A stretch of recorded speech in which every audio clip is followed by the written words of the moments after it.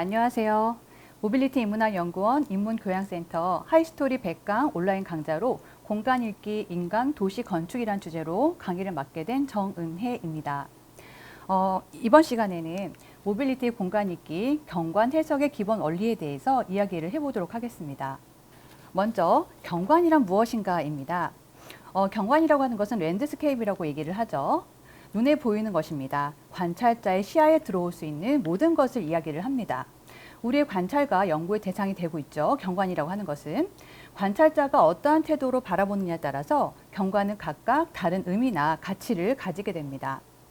이번 시간에는 자연 경관이 아닌 문화 경관, 다시 말해서 인간의 활동에 의해서 형성된 경관에 대해서 이야기를 해보도록 하겠습니다.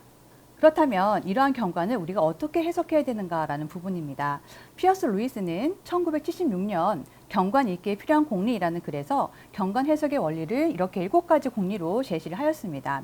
7가지 공리는 이렇게 앞에 보이는 바와 같습니다. 이것을 우리가 하나하나 자세하게 들여다보도록 하겠습니다. 먼저 첫 번째, 경관은 문화의 단서이다 라는 것입니다. 경관은 인간이 어떻게 살아왔고 또 살고 있고 살아가게 될 것인가에 대한 강한 증거라고 볼 수가 있습니다. 이것을 따름 정리 5가지로 보충해 보도록 하겠습니다. 따름 정리 첫 번째, 경관 변화와 문화 변동이라는 것인데요. 인간은 엄청난 압력을 받지 않는 한 경관을 바꾸려고 하지 않습니다. 왜냐하면 경관을 대폭 바꾸려면 많은 시간과 많은 돈이 들어가기 때문입니다. 따라서 어느 시기에 경관이 대폭 바뀌었다라고 한다면 그 시기에 큰 문화적 변동이 있었을 가능성이 높습니다. 일제시대 이후에 우리나라 경관을 예로 들어 보겠습니다. 특히 목포는요, 우리나라에서 4번째로 개항을 해서 성장한 도시이자 근대 일제강점기 한국 수탈의 기점 역할을 했던 눈물의 도시라고 볼 수가 있겠습니다. 이 앞에 보이는 사진은요, 구 동양척식주식회사 목포 지점의 모습입니다. 일제의 식민 지배와 수탈의 상징적인 그런 곳이었죠. 한동안 방치가 되어져 있다가 현재는 목포 근대 역사관으로 지금 현재 활용이 되고 있습니다. 그리고 이 목포에는요, 구 일본 영사관, 지금 현재 일본 문화원으로 사용이 되고 있는데요. 이런 목포에는 일본 영사관 건물이 남아 있는데 목포에서 가장 오래되고 또 낡은 이 건물은 1897년 10월 목포항이 개항이 되고 일본 영사관이 목포에 설치함에 따라서 영사관으로 지은 것입니다. 건물을 보시면 일장기 표시가 보이기도 합니다. 또한 목포에는 이훈동 정원이라는 게 있는데요. 1930년대에 일본인 호치다이 만베이가 만든 일본식 정원입니다. 그래서 일본식 석등과 석탑이 놓여 있어서 일본식 느낌이 강하게 나기 때문에 드라마 야인시대의 촬영장으로도 이제 활용이 된 바가 있습니다. 지금은 전남에서 가장 큰 저택이고요. 밑에 나와 있는 저 이훈동 씨 같은 경우는 기업인이자 또 전남일보 발행인으로 알려져 있기도 합니다. 뿐만 아니라 일제강점기 때 만들어진 이 서구식 건물 조선 청독부 역시도 급격한 경관 변화를 보여주는 건물인데요. 이것은 경복궁 근정전의 전개를 막고자 그 앞에 형성된 일제 권력의 상징물로 우리가 볼 수가 있습니다. 아이러니하게도 해방 이후에도요, 이게 중앙청으로 사용이 되었고, 그리고 국립중앙박물관으로도 이제 활용이 되기도 했습니다. 다행히 현재 국립중앙박물관은 용산으로 이전이 된 바가 있죠. 따름 정리 2번째입니다. 경관은 지역자와 지역성을 반영한다라는 것인데요. 한 지역의 경관이 다른 지역의 경관과 매우 다르다라고 한다면 이 두 지역의 문화도 서로 다를 가능성이 높다라는 것인데 바로 그 예는 농촌과 도시에서 찾아볼 수가 있습니다. 농촌과 도시는 경관이 매우 다릅니다. 그렇기 때문에 서로 다른 지역차와 서로 다른 지역성을 반영하고 있을 것이다라고 예측해 볼 수 있는 것이죠. 따름 정리 3번째입니다. 문화의 수렴은 경관의 수렴으로 이어지고 있습니다. 두 지역의 경관이 비슷해지고 있다라고 한다면 두 지역의 문화가 서로 비슷해지고 있을 가능성이 굉장히 큽니다. 대표적인 예로서 서울 여의도와 맨하튼을 이제 들 수가 있겠는데요. 이 두 곳 모두 고층 빌딩이 굉장히 많습니다. 그리고 증권가와 금융가가 형성이 되어져 있죠. 넓은 도로도 있고 또 공원도 있고 수많은 자동차가 지나다니는 곳입니다. 한번 보겠습니다. 아래는 여의도고요. 위의 사진은 맨하튼입니다. 역시 마찬가지로 아래는 여의도고 위는 맨하튼입니다. 위 아래 사진을 보면 경관이 매우 비슷해서 어디라고 이 얘기를 해주지 않는다라고 한다면 어디가 여의도고 어디가 맨하튼인지 구분이 되지 않을 정도입니다. 이처럼 경관이 비슷하다라고 한다면 그 지역들의 문화는 결국 비슷할 것이다 라는 얘기를 해볼 수가 있는 것이죠. 다음 따름 정리 4번째입니다. 모방의 확산에 따라서 경관이 변화한다라는 것인데요. 경관은 주로 모방에 의해서 이루어집니다. 모방은 달리 말하면 문화 전파의 결과라고 볼 수 있는 것이고요. 따라서 문화 변동의 기본 메커니즘이다라고 볼 수가 있습니다. 예로서 이 서울 테헤란로의 이런 새로운 건축물들은요, 미국과 서부의 포스트 모던 양측을 받아들인 것이다라고 볼 수가 있습니다. 또 경주의 불국사라든지 서울의 명동 성당도 종교의 도입과 함께 종교적인 건축 양식을 받아들여서 만들어진 것이다. 이렇게 얘기를 해줄 수가 있는 것이죠. 따름 정리 5번째로 가봅니다. 경관상 나타나는 취향의 차이는 문화의 차이를 반영하는 것이다 라는 것인데요. 경관의 차이는 취향의 차이를 반영하기 때문에 이 차이를 이해하는 것은 바로 문화를 이해하는 것이다. 이렇게 얘기해 볼 수 있겠습니다. 앞에 보면은 대도시 근교의 전원주택 거주자와 또 일산과 분당에 살고 있는 신도시 고층 아파트 거주자들은 아마도 서로 다른 취향을 가지고 있을 것이고 또 서로 다른 라이프 스타일을 가지고 있을 것이다라고 예상해 볼 수가 있는 것이죠. 그 다음으로서 공리 2번째에 들어가도록 하겠습니다. 문화의 통합성과 경관 요소의 등가성이다라고 하는 부분인데요. 인문 경관은 문화를 반영하고 있습니다. 즉 문화는 통합적인 것이고요. 또 그러한 통합적인 문화가 경관 구석구석에 나타나고 각 부분들은 문화라고 하는 통합적인 것에 의해서 서로 연결되어져 있습니다. 따라서 경관 요소 중에서 어느 것이 더 중요하다라고 할 수가 없습니다. 모두가 중요한 연구 대상이다라고 볼 수 있는 부분인데요. 결국 이러한 문화의 통합성은 경관으로 표출이 되는데 이것을 잘 나타내 줄 수 있는 곳은 바로 홍대라든지 이태원이 아닐까라는 생각을 한번 해보게 됩니다. 한번 홍대를 들여다보겠습니다. 홍대는 그 자체로 예술적인 공간이 되고 있습니다. 거리 자체가 예술을 표현해주는 그런 수단이라고 볼 수가 있는 것이고요. 건축물도 보시면 여러 형태의 곡선과 각도를 이용해서 포스트 모던한 건축물이 많습니다. 그리고 이 건축에 내장되어야 될 골격이 외부로 표출되는 그런 특이한 형태의 건축물도 우리가 쉽게 발견할 수 있다는 것이죠. 또한 언어 경관을 잘 보여주는 간판의 언어도 피카소, 또 재미난 조각가, 자연주의 등 예술적인 사조와 또 화가 이름이 상호명으로 드러나고 있어서 역시나 예술적이고 문화적인 그런 통합성이 나타나고 있습니다. 이런 예술적 문화는 개방성과도 이어지고 있어서요. 홍대 클럽 문화로도 표출이 되고 있습니다. 이태원 역시 문화의 통합성이 경관으로 표출되는 그런 곳으로서 이태원역은 다국적인 문화 요소가 관광 안내소로 드러나고 있고요. 또한 이렇게 풀빵이라든지 국화빵 같은 길거리 상점에도 영어 안내서가 부착이 되어져 있습니다. 그래서 이태원에서만 볼 수 있는 다국적인 문화가 느껴집니다.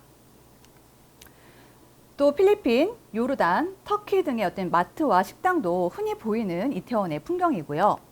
또 이렇게 큰 옷을 취급하는 상점을 보면서 우리나라와는 좀 체형이 다른 외국인들이 이용하는 공간이다라는 점을 알 수가 있습니다. 한편 이곳에는 이슬람 사원도 놓여져 있습니다. 푸른색 모자이크로 만들어진 이런 사원의 벽을 들어가면 앞에 봤던 이 이슬람 사원이 나오게 되고요.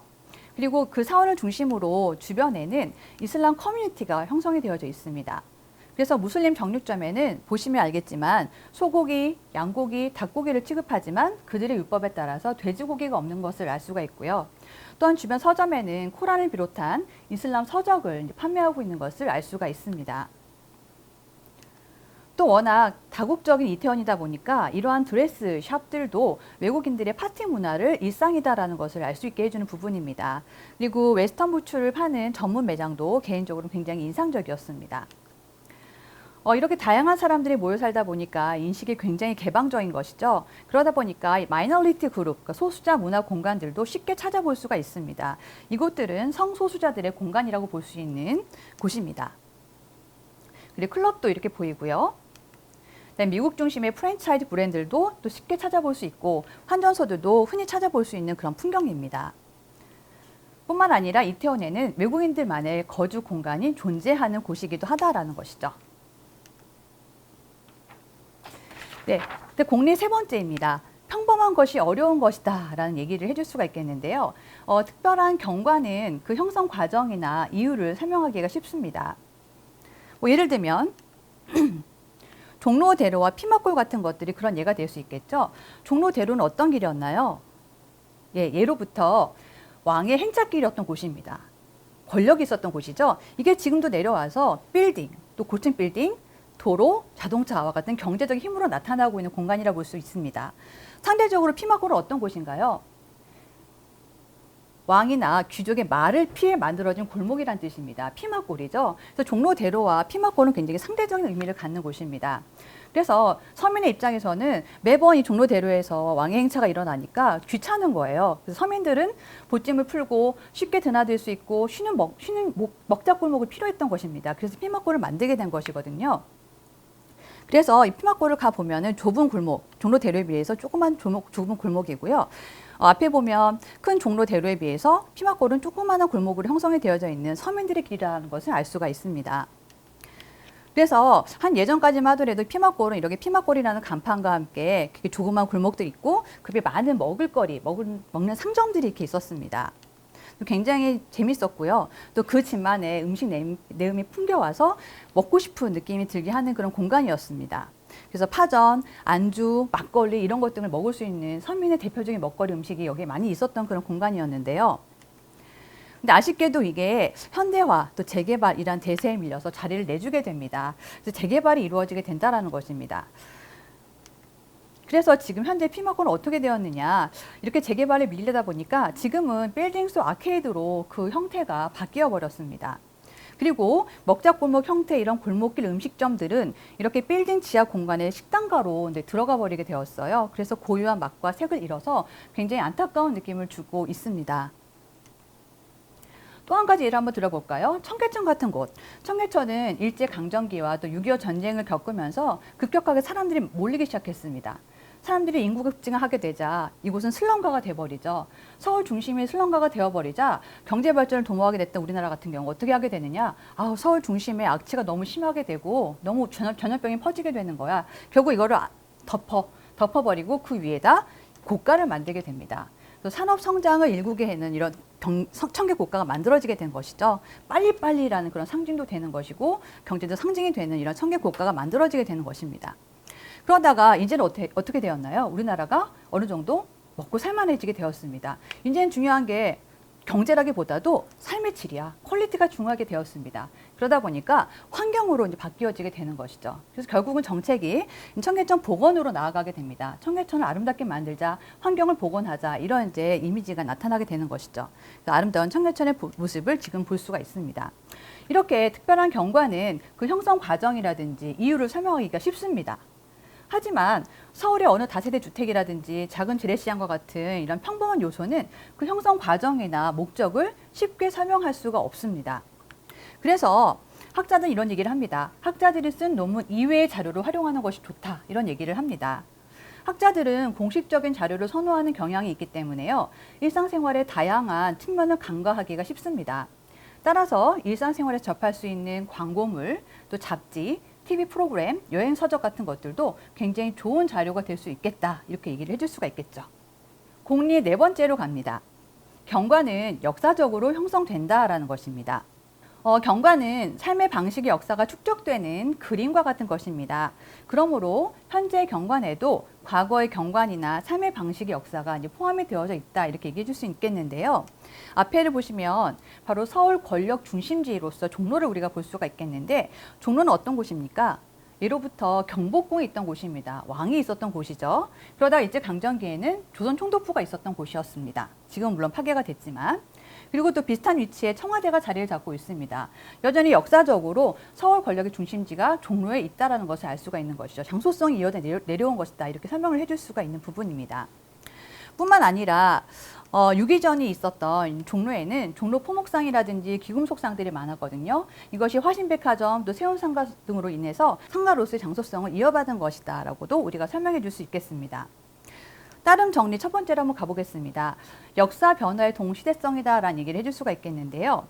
극적인 문화의 변동은 역시 급격하게 경관을 변화시키게 되는데요. 이러한 과정에서 과거 문화에서 형성된 경관 요소 중의 일부가 화석처럼 남게 됩니다. 일제강점기에 한양 도시 성곽을 허물었지만 성문 같은 경우는 일부 화석처럼 남아있게 되거든요. 이것을 우리가 화석화된 경관이다라고 얘기를 합니다. 이렇게 화석화된 경관을 통해서 역사 변화의 동시대성을 우리가 확인할 수 있는 것이죠. 다음 따름 정리 두 번째입니다. 기술의 중요성이라는 것인데요. 특정 경관에 대한 의미를 제대로 이해하려면 이에 관련된 기술이라든지 또 세부사항에 관한 깊은 지식이 요구가 됩니다. 예를 들어 건물에 대해서 얘기한다면 건축에 관한 지식, 또 종교 건축물을 얘기한다라고 한다면 종교사 등을 우리가 연관지어 설명한다면 더 풍성한 경관 읽기가 가능할 수 있겠죠. 그다음에 공리 다섯 번째입니다. 경관의 지리적, 생태적 맥락이 중요하다라는 것입니다.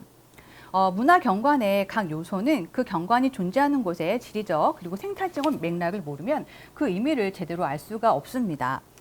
백제 초기의 무덤군이죠. 서울 송파구 방이동에 있는 백제 고분군을 한번 예를 들어보겠습니다. 이 방이동에 있는 백제 고분군 같은 경우는 주변에 아파트들이 둘러싸고 있습니다. 그러다 보니까 둘러싸여져 있는 고층 아파트들로 인해서 원래의 지리적인 맥락을 상실한 예라고 볼 수가 있는 부분이죠. 그렇기 때문에 주변의 어떤 지리적 생태적 맥락을 모르면 그 공간에 대한 제대로 된 의미를 알 수가 없겠다, 이런 얘기를 해줄 수가 있는 부분입니다. 공리 여섯 번째로 갑니다. 자연환경은 경관에 커다란 영향을 미친다라는 것입니다. 자연환경에 따라서 경관이 형성된다라는 말인데요. 앞에 사진을 보시면 어촌마을은 보통 돌담인 경우가 많습니다. 돌담이고요. 집 높이가 낮습니다. 바로 파도와 바람의 영향을 덜 받으려는 것이다라는 것을 우리가 유추해 볼 수 있는 것이죠. 마지막으로 경관은 모호하다, 이런 얘기를 좀 전달해 드릴 수 있겠습니다. 경관은 무엇을 의미하는지 주의를 기울이지 않으면 그냥 지나치기가 쉽고요. 또한 잘 드러나지가 않습니다. 따라서 항상 왜, 어떻게, 언제, 누가와 같은 의문을 던져야 합니다. 그래야만 문화를 이해하는 능력이 향상될 수 있을 것이다, 이렇게 얘기를 해줄 수가 있겠습니다. 그래서 이렇게 경관은요, 우리의 감상 대상이고 또 동시에 우리가 만들어가는 것이다, 이렇게 얘기를 해줄 수가 있겠습니다. 따라서 주변 곳곳 존재하는 경관을 우리가 보다 잘 이해한다면 더 넓은 시야로 장소성을 발견할 수 있고 공간에 대한 또 삶에 대한 의미를 제고할 수가 있을 것이라고 생각을 합니다. 이번 시간은 이렇게 마치도록 하겠습니다. 감사합니다.